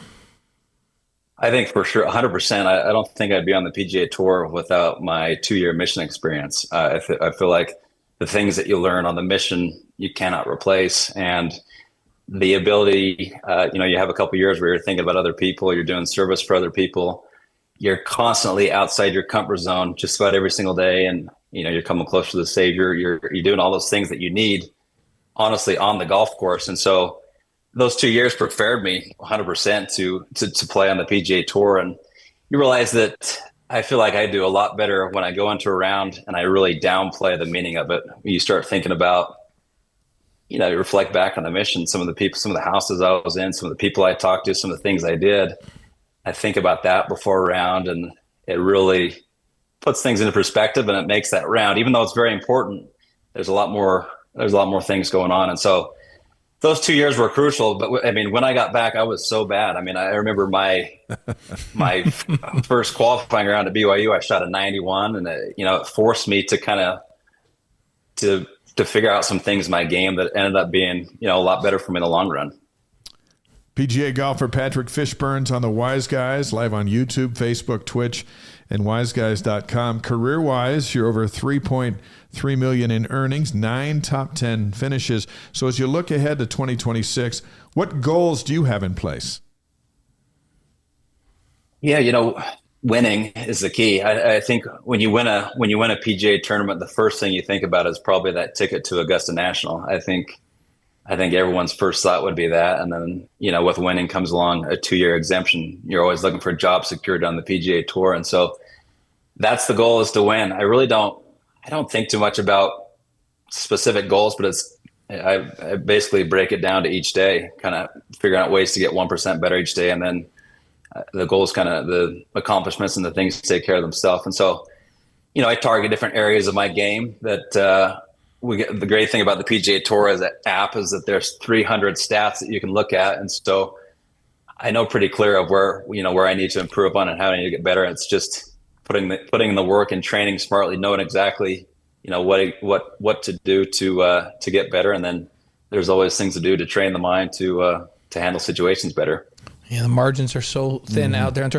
Joel Harris on the we always love reading our people in the chat, and he says, "I'm absolutely a horrible golfer, and that is why I own a boat." Well said, Joel. So, here at home, your Cougars have put a golf team together that looks ready to contend. How do you feel about BYU's chances in this new year? Really great. They got such a deep team. I love Coach Brockplane and Coach Miller. They're a huge part of why I chose to go to BYU, obviously because of the tradition and being a member of the church and all the things. But Coach Brockplane and Coach Miller were a huge part of my choice to go there, and they have such a solid team that's very deep. It's going to be really hard just to make that top 5 lineup, which is, when I was there, we didn't really have that luxury of having that type of depth. And so, I mean, they're so good, and they each one of them can rotate at being the number 1 player, which is awesome. I'm really looking forward to seeing how they do. We had Akina on the show after he signed, and phenomenal golfer coming out of high school, and of course he was competing in the fall slate, now getting ready for the new year and where they're going. What do you think of him? I know he's ranked number 4 by Golf Channel coming in, and that was a big get for Coach Brockbank. Yeah, that was a huge recruit to have him, stay home here in Utah, play at BYU. That was awesome. I had a chance to play a practice round with him at Black Desert. I was so impressed. Just, you could tell he's a professional already, just the way he kind of dissects a practice round, kind of like his mindset. You can tell that he's a guy that he doesn't get rattled with bad shots, which is so key in the game of golf. And he's got all the fundamentals. His swing is right on plane. There's nothing that you would ever want to change there. It's just experience, just learning, getting that experience as it gets older. Freshman year is hard. I came in, my freshman year wasn't that great. My buddy Zach Blair, I'm not sure his freshman year was that great. So it's a tough adjustment for whatever reason, but he's a kid that's probably going to be able to handle it better than anyone has. Very impressed with him. We're looking forward to seeing him get started. Okay, this football team is 12-2. The basketball team is what are they? 12-1. Yeah, and they're both they're ranked in the top 10. Top 10. Yeah, which of those two impresses you the most? It's unbelievable what's going on at BYU. I'm just glued to the TV on every single game, and it's funny. My little 4-year-old boy, he loves it just as much, and so we're spoiled right now. We're pretty spoiled right now as BYU fans to have these two teams that are top 10 teams. The basketball's got good as chance to anyone to win the national title. And so I'm excited. It seems like they're just going to keep getting better like they did last year. As the season goes on, it looks like it's impressive. It's impressive to see the weapons they have and the depth. It's going to be an incredible run, I think. Yeah, it has been. It's been fun to watch the fans all around the country. Just it's easy to cheer. When you're winning, it's great to cheer. But the kind of guys they have, and in the women's sports, the kind of young women athletes, they're so easy to pull for, and they have such amazing stories. Whether it's Jane Hedegren or Kihei or AJ Dybantsa or Bear Bachmeier, you just go down the list. And you weren't here that long ago, but this move into the Big 12 has pretty much sped things up, hasn't it? For sure. That was such a big deal getting into the Big 12. And, I would have loved to play in, kind of the Big 12 conference, but I had great experience playing in the West Coast Conference. There's another great PGA Tour player, Sahith Theegala, was there, and we kind of battled head to head a lot. but that obviously a huge deal. Been to the Big 12, and BYU golf has had success there. Obviously, the football is having some huge success, and this basketball schedule is going to be pretty incredible to watch. Some of those teams come to Provo, and I think you got 4 teams that are ranked inside the top 10. It's going to be a battle. Hey, they're going to be on weekends when you're out playing golf on weekends. So you're going to have your own battles coming up, which are going to be pretty exciting. Let's do 5 questions for Patrick Fishburn, presented by Strategy Square. Let Chantel help your business grow through social media. You can contact her at strategysquare.co. Patrick, Blaine's going to lead you through these. These are 5 rapid fire questions, all right? Yeah. Okay. We're going to start with number 1, your favorite sports movie. Remember the Titans. I'm so pretty tough to beat that. I think Denzel's my favorite actor. I love that. Good job on that one. I was worried you were going to say Happy Gilmore. I was worried. I was worried, but you didn't let me down. You can't do much better than Remember the Titans. That's a classic. No, that is one of the best. You know what? ever. And the soundtrack is just as good as the movie in that. Yeah, for sure. So good. I love that. All right. Okay, number 2, your favorite singer or band? That's a great question. There's I honestly don't listen to music as much as I used to. High school, I was all over it. Now, there's an album Luke Combs does that I like. It's Fathers and Sons. Not to get too sentimental, but man, it basically paints a picture of my life right now. It's pretty awesome to listen to that one and think about the 3 boys I got. Oh, that's a great one. Luke Combs. That's good. That's a good one. Okay, your favorite breakfast cereal? Favorite breakfast cereal? Honey Bunches of Oats with almonds, which is kind of a weird choice, but I strangely like that. That's a good one. Hey, we have some big-time athletes come in here and go, cereal? I've never eaten cereal in my life. Like I'll be honest. I have protein shakes. I haven't had cereal in a while. I have. All right, Patrick, on a Sunday morning when you're going out to try and win a golf tournament, what do you have for breakfast? We are spoiled in the player dining, so luckily they usually have like the player dining. They have an omelet station going. They've got the oatmeal station going. They got a parfait station going and smoothies. So I usually have like an omelet with a little smoothie on the side, but I usually end up eating, if I'm in the hunt, about half of it if I'm lucky, just trying to force something down. And do you like take something out on the course with you, a power bar or something that you eat along the way to keep your energy up? For sure. I eat a lot of those little circle sandwiches, Smuckers. You can't beat those things. Yeah. Those things are incredible. A little energy. And yeah, honestly, whatever they have in the tent, I'll take on. There's usually something on a hole 1, usually something on a hole 10. I'll fill the bag as much as I can and give my caddy a nightmare. Just more to all carry. The crap that I throw there, he gets mad. He starts trying to take stuff. I would say, hey, we might need that. You never know. There may be a famine out here. You're paying him for that. That's right. Well, those were paying him for that. Load that thing up. Those were all sidebar questions to your favorite breakfast cereal. So now I'm going to give you number 4.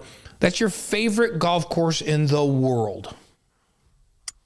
Favorite golf course I've played is Pebble Beach. I think those holes 4 through 10, you got 17, 18 are tough to replicate. I mean, some of the shots that you got to hit there, and 18 is my favorite par 5 in the world. I don't think it gets much better than that. Pebble Beach. Yeah, can't argue with that. Have you played Cypress there too in Monterey? I haven't yet. That's obviously a bucket list. Yeah, I got to get out there. That's my favorite. John Geertsen. Did you remember John? Did you know John, Patrick, when you were growing up? I haven't met John. He's a BYU guy. He was here. He played on the BYU golf team. He was director of the Pebble Beach Golf School for a number of years. He's an old friend of Dave and mine. And when he was director of the Pebble Beach Golf School, he took us out there one time. And oh man! And he was like, "Do you want to go see some beautiful people?"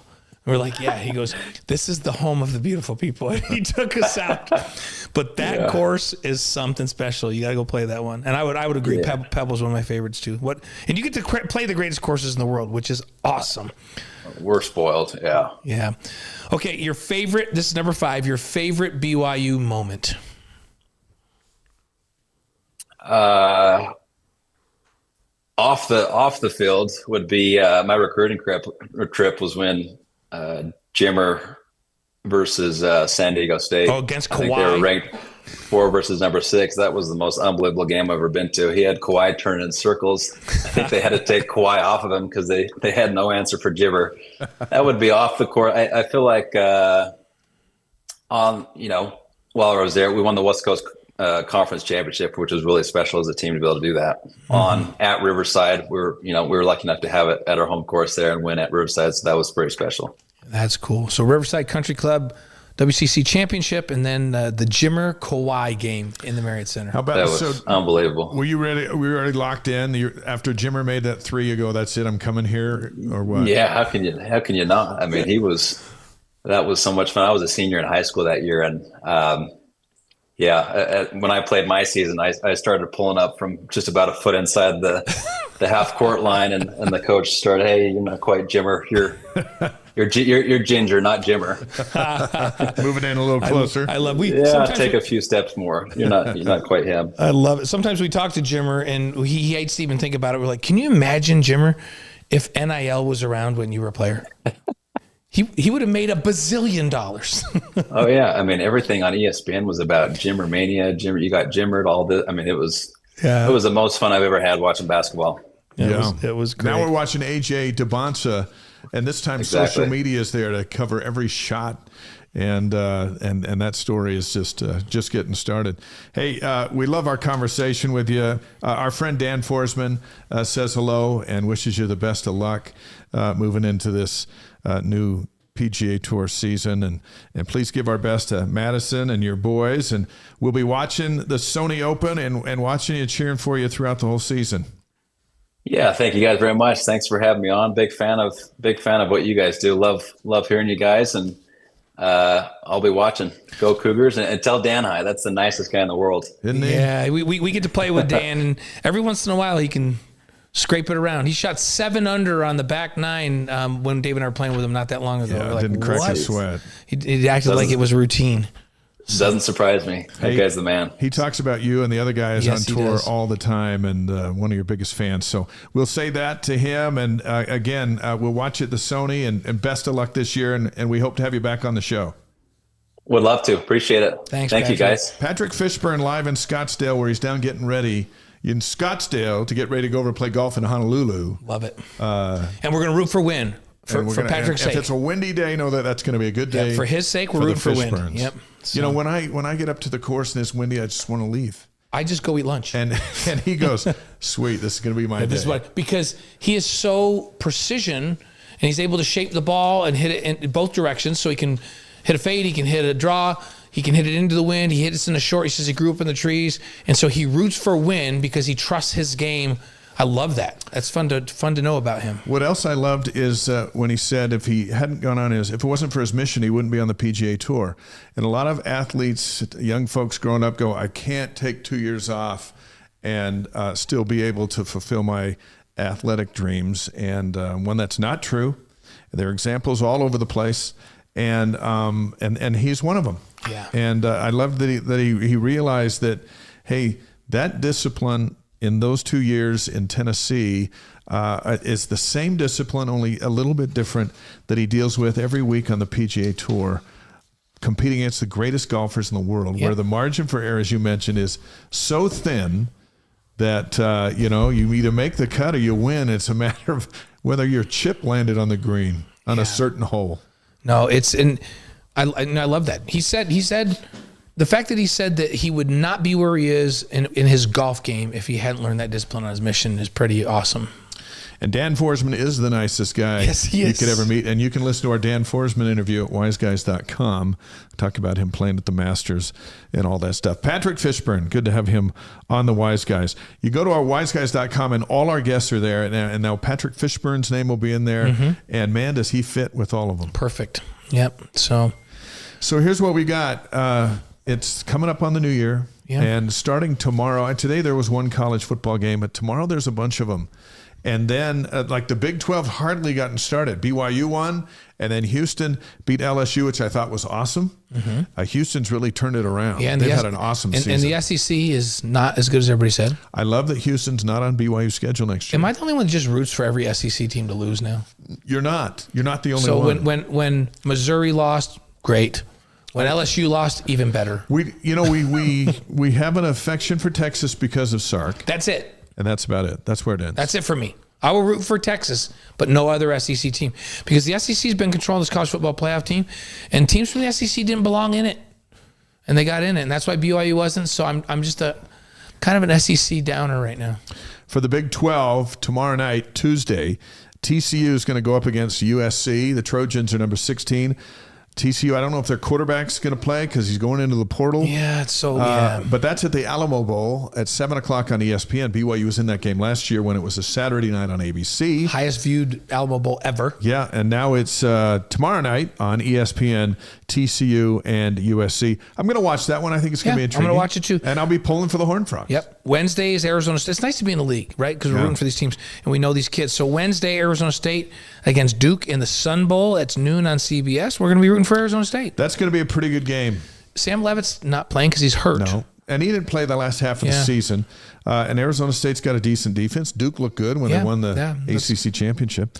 Also on Wednesday, number 15, Utah will play Nebraska in the Las Vegas Bowl at 1:30 on ESPN. I will not be cheering for the Big 12 in that game. Morgan Scalley's first game as head coach of Utah. Two teams wearing red and white as the Cornhuskers and the Utes. It's a weird one. And I think you all know where a lot of us will be pulling for. Was it weird for you to hear Kyle say "Go Blue" the other day? It was a welcomed. Yeah. And he's your old roommate and stuff, and he's going to be easier to like when he's in Michigan. I'm telling you, it just is. I absolutely can go full all in on rooting for Kyle at Michigan right now. Yeah, which is great. And whoever he takes with him, they're great. Go and maybe we'll get to play him in the college football playoff if Michigan's good enough to get there. Joel says, Blaine, you're in good company as an SEC hater. Love it. Okay, thanks. Thank you. On Thursday, it'll be number 4 Texas Tech against Oregon in the Orange Bowl. 10 a.m. on ESPN. Go Tech. Go Tech, and boy, Tech is going to be a tough out in this tournament. Yeah. Friday, Cincinnati's at Navy, or not at Navy, they're against Navy in the Liberty Bowl, 2:30 on ESPN. And Arizona and SMU in the Holiday Bowl. The Holiday Bowl has now been relegated to January 2nd. Yeah. It used to be like pre-Christmas. Yep. Right? Yep. When you played in it was pre-Christmas. But that's going to be a good game. Arizona's 17th. They were 9-3. And they're playing SMU, also good. That's at 6 on Friday night on Fox, and that will be one to watch. Yep, absolutely. Jim Brown asked on the chat, have you guys interviewed Mike Weir before, Master Champion of BYU Golf? We haven't gotten Weirsy on here, and we could. We're efforting. Yeah, we'll try to get Weirsy. So, looking on the stream, there's Kansas, there's South Carolina. Yeah. Some of the shout-outs, sorry, as we were engaged in that interview with Patrick Fishburn, we might have missed a couple, but we're all over the world tonight on the live stream show, and we love it. Thanks for being with us. We appreciate you being with us. So let's talk about something new that's coming down the pipe. We've been talking about it for a couple weeks, and we're getting really, really excited about this as it gets closer. Cougar Tribe. And we're excited to announce the formation of Cougar Tribe, which will allow us to get together more often online, even in person, multiple times a year. The best news of all is just like the wise guys, belonging to Cougar Tribe is free. So it doesn't cost anything to be part of Cougar Tribe, just like it doesn't cost you to come and be with us on Monday nights. We'll have a signing up information for you next week. We're gonna bring this whole wise guys family with us, and we're gonna create this online and in-person, I don't know, like a family, right? Yeah. It's a tribe and family. We're going to have reunions. We're going to have get-togethers. Yeah, we'll get together 4 times a year.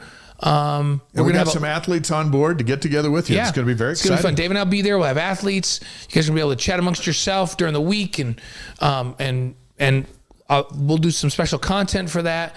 But we just thought it's been so fun being together with you on Monday nights, or if you're listening to us on the podcast. But we love this idea of getting together as a BYU international family. And so we're going to expand that. And Cougar Tribe, we got a lot more coming on how you sign up for that and be part of that. That's going to be cool. BYU Cougars in the NFL, different kind of Cougar Tribe. These are ones in the league making a lot of money. Puka Nacua and the Rams are playing tonight. They host the Cardinals On Sunday, Puka named to the Pro Bowl, justifiably so. Best receiver in the National Football League. Yeah. The Chiefs, Kingsley Suamataia and Andy Reid are at the Raiders on Sunday. Tough year for the Chiefs, but Kingsley's had a really good second half of the season. Moved him to guard, and it's made all the difference for him. Zach Wilson hanging on with the Dolphins. They're at the Patriots with Kyrie's Tonga. The Patriots are rolling. Yeah. They're playing for home field. Bengals with Ryan Rico finishing up against the Browns. It's the battle for Ohio. That's right. The Saints and Taysom Hill are at the Falcons and Tyler Algier. We kind of feel it'll be Taysom's last game. Might be the last Saints game ever for Taysom Hill. And hopefully it's the last one for Tyler, as maybe he can get to a team that'll actually use him and give him the football. Yeah. That'd be nice. So the Packers and Zane Anderson and Chris Brooks as well. We could forget that Chris is there. Are at the Vikings with Tyler Batty. And then Sunday Night Football, the final playoff spot will be determined. Kyle Van Noy and the Ravens against the Steelers. Can Van Noy get back into the postseason again? They got to win that game, and if they do, then the Ravens are in. So that's what's coming up. Don't you love that NFL? BYU has the best receiver in the NFL? BYU has the best punter in the NFL. Best linebacker. And before he got hurt.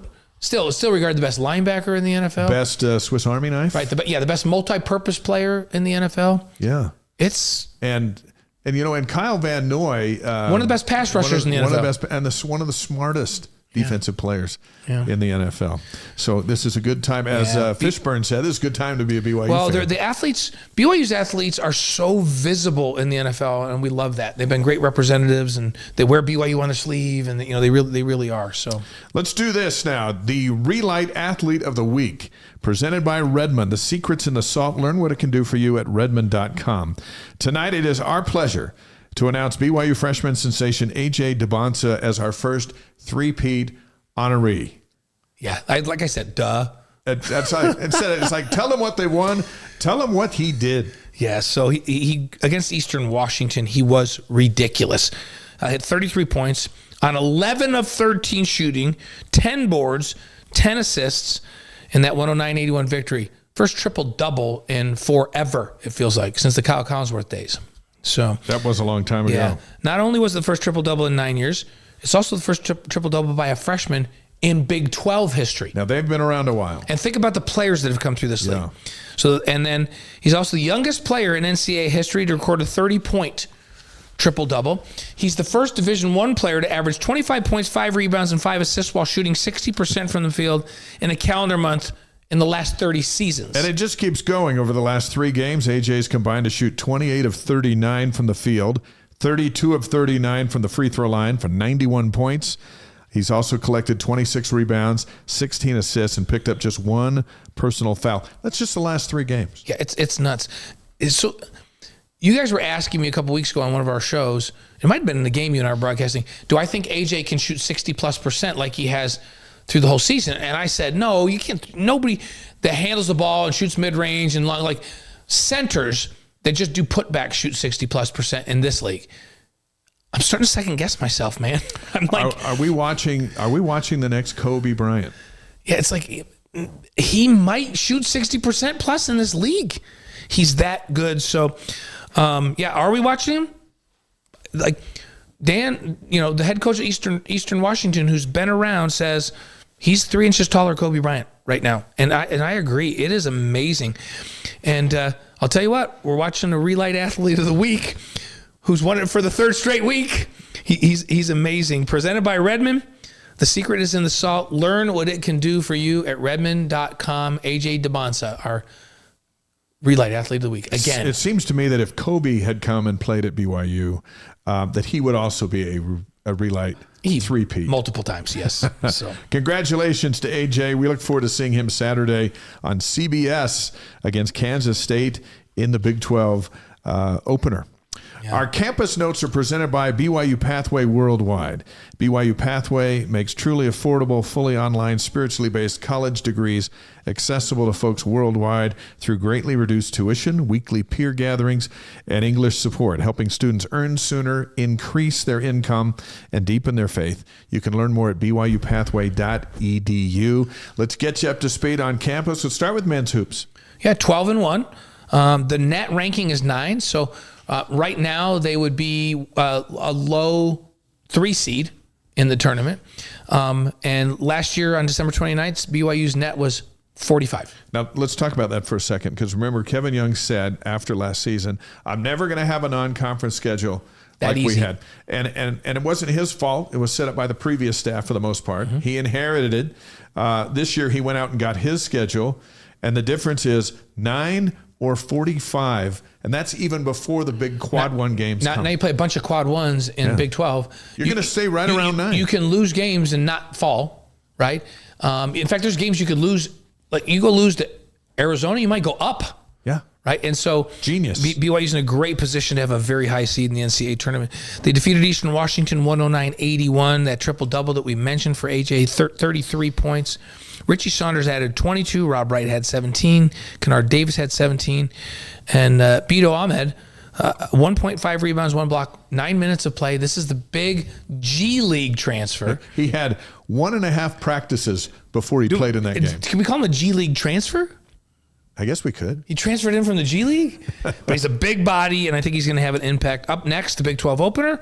BYU's at Kansas State, 11:30 Mountain Time on CBS and BYU Radio. Saturday, BYU's on CBS. I don't even know the last time we've been able to say that. Yeah. But Saturday morning, when the network fires up, it'll be BYU in the spotlight.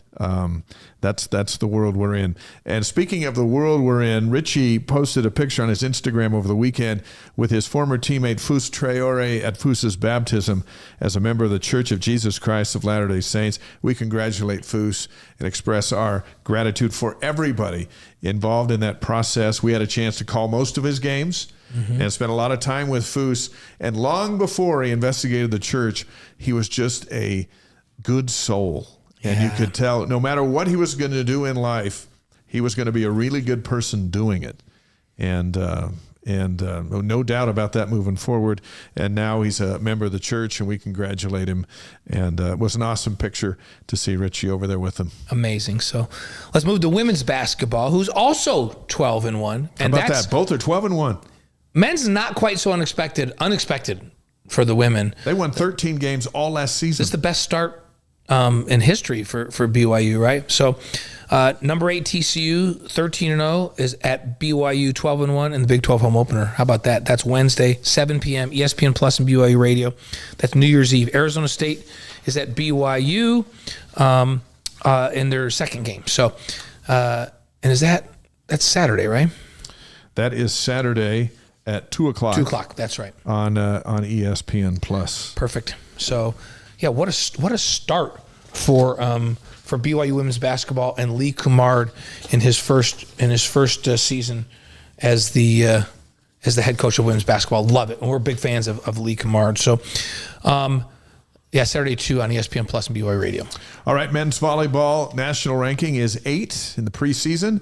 St. Francis at BYU on Friday, January 9th, just around the corner at the Smith Fieldhouse. That place will be rocking. Head coach Sean Olmstead's going to be here in studio with us on Wise Guys next Monday. We always love Sean. He always brings swag for us. He does bring swag. And I love that. Yeah.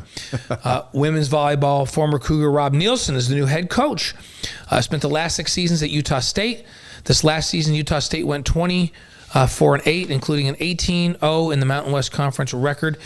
He started for the Cougars between 2003 and 2006. He was part of that 2004 National Championship squad. He said coaching at BYU is a dream come true. Pretty cool. And all Big 12 setter Alex Bauer has withdrawn from the transfer portal and will return to BYU. That's a big get right there. Yeah. First team all Big 12. Yeah. Campus notes are presented by BYU Pathway Worldwide. Learn how to improve your life through education at byupathway.edu. A lot happened on this day. Yeah, it's December 29th. It's a big day in history. Let's start in 1845. Texas was admitted as the 28th state of the Union. You know, I'm glad they were admitted. Yeah. I served my mission there. Some of the greatest people in the world live in Texas. But don't some people from Texas think they should be their own country sometimes? Yeah, yes, they do. That is widely believed. The thing I learned about Texas when I landed in San Antonio in the spring of 1986, we got picked up at the airport, us new missionaries. We're going to the mission home, and we're seeing the San Antonio skyline, and they've got flags. They got flags on the top of their buildings. Yeah. And the Texas flag was flying higher than the United States flag. And I was looking at it going, is that even legal? And apparently in Texas, it is. It is, yeah. And so that was my first experience with Texas, and just love it. And some of the greatest athletes and students that have come through BYU from Texas have come through Texas. I think of Dewey Gray and Ty Detmer and so many others. Don't mess with Texas. That's the saying, right? Today, Texas was admitted as the 28th state of the union. How about this? In 1965, CBS purchased the NFL television rights for the 1966 through 1968 seasons for $18.8 million per year. NFL on television now is generating over $10 billion this year. Wow. 18. So that was $9 million a year, basically. Well, 18.8 a year for the 3 years. Oh, for 3 years. Yeah, and then this year so that's alone, $6 million a year. The NFL $10 billion. $10 billion. No wonder they pay players, $20 million a year. Yeah. So, wow. In 1968, Joe Namath and the Jets beat the Raiders to win the AFL championship 27-23. Broadway Joe with the Jets. That happened today. Yeah. 1988 on this day, Jason Chaffetz kicks a field goal to beat Colorado 20-17 in the Freedom Bowl. I remember it. Ty Detmer started that game at quarterback, and the Cougs beat the Buffs on a field goal from Chaffetz. 1994, John Walsh leads BYU to a 31-6 blowout of Oklahoma in the Copper Bowl. Threw it all over the place on them. Just destroyed those guys. It was great. 2020, the Milwaukee Bucks made an NBA record 39 three-point shots in a 144-97 win at Miami. Have you noticed in the NBA this year, the scores are crazy. Everybody's scoring 120 and 130. Offense is out of control in the NBA. Yeah, and defense doesn't show up till the playoffs. No, and they made so many rules to help the offense that nobody can stop anybody. It's like what Steve Young says about the quarterbacks today. Yeah. If he could be an NFL quarterback today, boy, he'd be unstoppable. Can't touch the receivers, can't touch him. Yeah, exactly. Yeah. So, all right, December 29th, birthdays. Yeah. How about Charles Goodyear in 1800? And I'm talking about, the tires guy, Goodyear. Wouldn't that be fun to have one of your, ancestors start a tire company? Or maybe even Tater Tots. Or Tater Tots. Oh, that's Richie. Yeah. 1808, Andrew Johnson was born, the 17th president of the United States. In 1881, William S. Harley, the co-founder of Harley Davidson, was born on December 29th. Oh, how about that? 1936, Mary Tyler Moore, a very good actress. Yeah, and she had MTM Network Productions. Yeah, she was big. 1938, John Voight, the actor, was born on this day. You know what? When I hear the name John Voight, and then from the Seinfeld thing, John Voight, the actor, that always comes in second. John Voight, the actor. Yep. On 1947, on this day, Ted Danson, Sam Malone on Cheers. Love Cheers. Yep. Brandon Doman also celebrating a birthday today. One of the good friends on the show. I sent him a birthday greeting. Told him, hope you have a great day. And it was Brandon Doman up until Bear Bachmeier was the last 12-win quarterback at BYU. It's been a while. 24 years. And now Bear's there too. Let's talk about December 29th deaths. In 2019, Liddell Anderson, former BYU men's basketball coach, he's always so good to me. Think about it. The Cougars were ranked number 3 in 1988 when he was the coach. The two teams in front of him lost on that particular night. All BYU had to do was beat UAB, and they'd be number 1 for the first time in program history, and UAB ran them out of the gym. That was not good. So they reached number 3 in 2011 with Jimmer, but never had the chance that Liddell's team did to hit number 1. And so the closest that we got is probably going to be this year. Yeah, you think? They get on a little roll. They could do it. So other deaths on 29th of December, Pele, the great soccer player, 2022 passed away. In 2024 on this day, Jimmy Carter, the 39th president of the United States, passed away. Yeah. I had a chance to meet him in the green room at Good Morning America when I think I've told this story before, when I was back there during my senior year at BYU, and I was a reporter there. And so he and I are sitting in the green room. The Secret Service guys are out in the hall.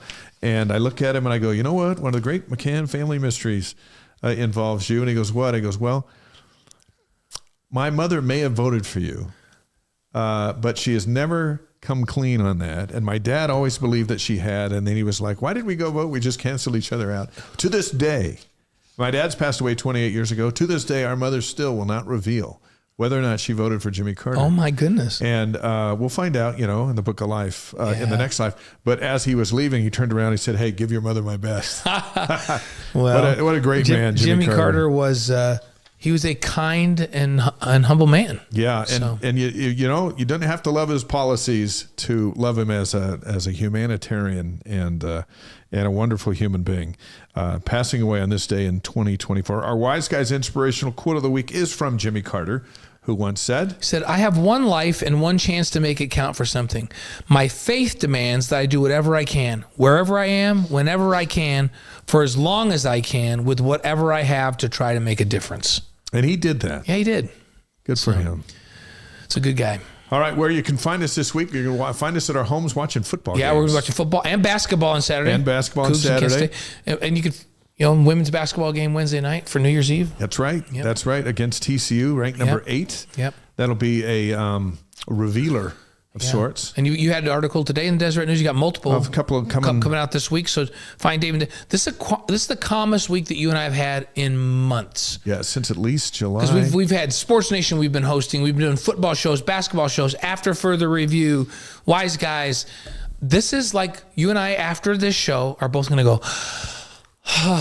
might go get a hamburger. And welcome in the new year. Yeah. Right. So. Yeah, you're right. You're right. Thank you for putting up with us and all those things. Patrick Fishburn, our guest tonight, he was fantastic. If you missed it, you can watch it again at wiseguys.com. We wish him the best at the Sony Open on January 15th as he starts another year on the PGA Tour. And this is going to be a big year for him.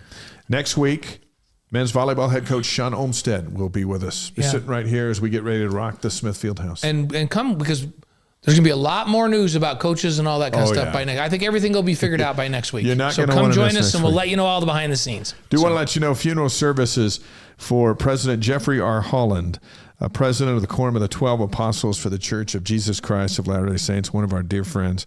Will be Wednesday morning at 11 o'clock Mountain Time.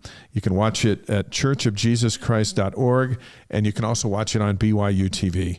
That's on Wednesday. Yeah, we love President Holland. Yeah. And we still, to this day, we still call him President Holland. He told us that was okay because that was his favorite job he ever had. Yeah. When he was got easier for us when he became president of the Quorum. Yeah, that made it easy. Because then we could just call him that all the time. So I want to remind you that Wise Guys is presented by Brady Plus Supplies Plus Support. Find out more at bradyplus.com. By Mountain America Credit Union, empowering dreams for over 80 years. Find out what they can do for you at macu.com. And by Eddie, HR and payroll software built for small businesses. See how Eddie can serve your team at Eddie.com. Our Re-Lyte Athlete of the Week is presented by Redmond, the secrets in the salt. Learn what it can do for you at redmond.com. AJ Dybantsa, our first three-peat winner after his triple-double. And you know what? Bear could have made a case. Oh, he was so strong. Could Carson case, Ryan. but AJ was just so ridiculous. So we had to give him a three-peat. And remember that Wise Guys is distributed by the Deseret News. We wish you a very happy new year. Hope 2026 is the best year ever, both in personal lives and in professional lives, and for the Wise Guys. It's going to be. Man, 2025 was off the charts. It was amazing. 2026 is going to be even better. It's hard to imagine. You heard our predictions. Oh, yeah. And guess what? We'll talk to you again next week. I mean, next year. Nice. So, nice. See you next year. On that, weren't you? Yeah. Thanks, everybody. Happy New Year.